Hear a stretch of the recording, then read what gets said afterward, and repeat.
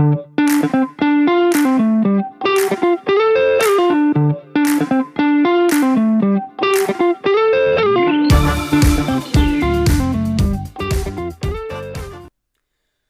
up? It's your boy, Monkey D. Luffy, captain of the pirate crew known as the Straw Hats, and I am here with the mayor of Halloween Town himself, Jack Skellington. Say hi to the people, Jack. Hello to the people.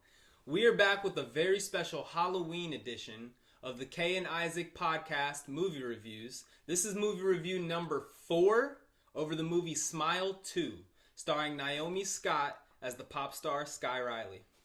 The Smile curse has been passed on to an international pop star who comes from a very difficult past. Now, we pre-rated this movie in the previous video, and I gave it a 7 out of 10. Yeah, and I gave it an 8 out of 10. Now, I will tell you, this completely superseded all of my expectations.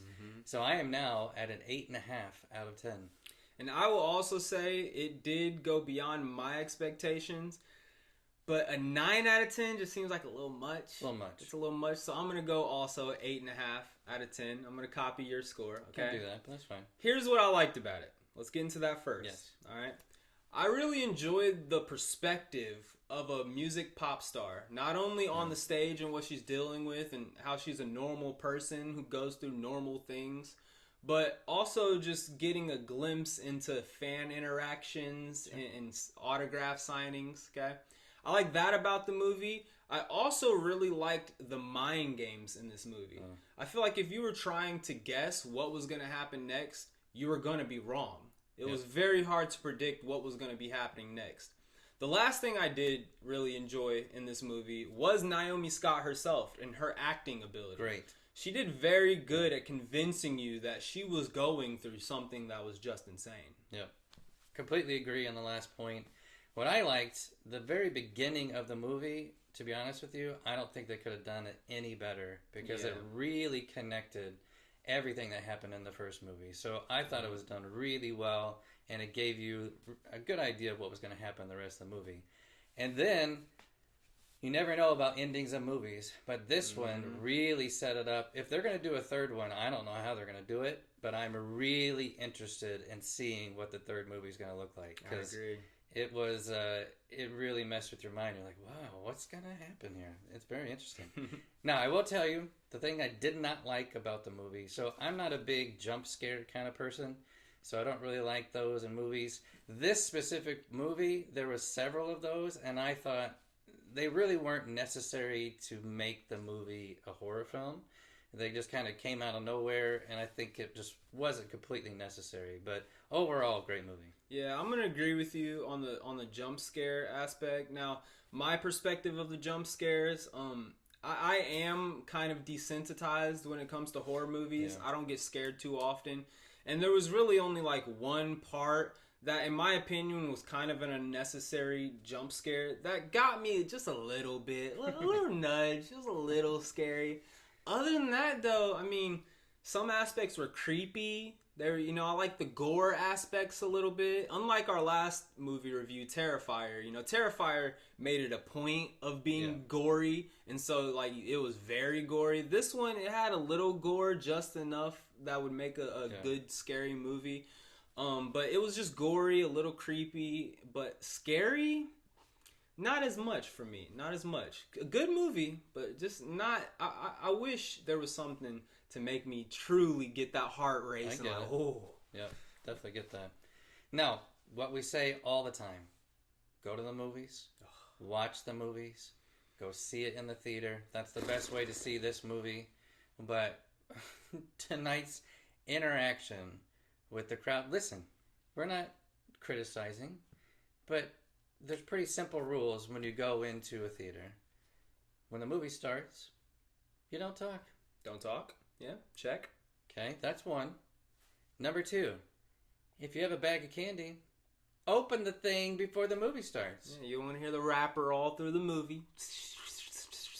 Number 3, and maybe the most important, if you have questions about the movie, go ahead and wait till the end of the movie. Go ahead and wait till it's over.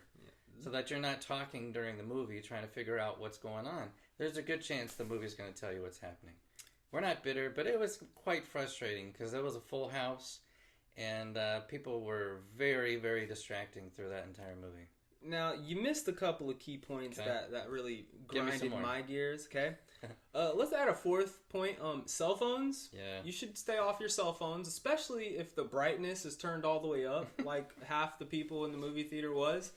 And then also, if you're one of those people who have a smart watch that gets notifications, I do. Please take it off, put it in your pocket. Yes, because about 3 seats down from me, every 3 minutes there was a watch shining right in my peripheral vision. Yes. Very distracting from the movie. So go to the movie theaters, yes, but be respectful at the movies. Is that too much to ask? Just it's not. Watch the movie. Yes. If you're watching the movie, none of these things should be the issue. Yep, I agree. Next week, we have picked out the movie we are going to go watch. We're actually very excited to see this one. It is Venom: The Last Dance. So we're assuming it's the final movie for this series, because this is the third one. Mm-hmm. And we're going to pre-rate it. I will tell you, the last several Marvel movies that have come out are atrocious. I mean, just terrible. So I don't have high hopes for this one, but I do trust the series. The series has actually been pretty good. So I'm going to go kind of low. I'm going to be at a 6 out of 10. And I'm hoping my expectations, like Smile 2, are superseded. 6 out of 10 for a Marvel movie. Marvel, what are you doing? What are we doing? If that's what we're expecting going in. Yeah. I'll say the first movie was good, okay? The second movie, it was all right. Let There Be Carnage, I think it was, with Woody Harrelson. It was not bad. Fair. But this movie kind of seems like it's going to be the second movie, but just more, just expanded. Instead of another symbiote coming, it's an entire planet of symbiotes coming. Yeah. So if this movie is just, the second movie on steroids, that's what I'm expecting it to be. I am going to give it a 5 out of 10 pre-rating. Like you said, Marvel's been hitting its mark in the last few movies it's been producing. I don't have high expectations for this one. I hope the movie extends past my expectations, but 5 out of 10 for me. Okay. So that's it. That's all we have for this video. If you enjoyed this content, give us a like, okay? Comment what you thought of the video or the movie. Please share it with your friends, okay? Yes. We want to know what everyone thinks about it, not just you. And then finally, give us a subscribe if you really want to see more of this content, okay? Until next time, this is Straw Hat Luffy and Jack Skellington. See you later.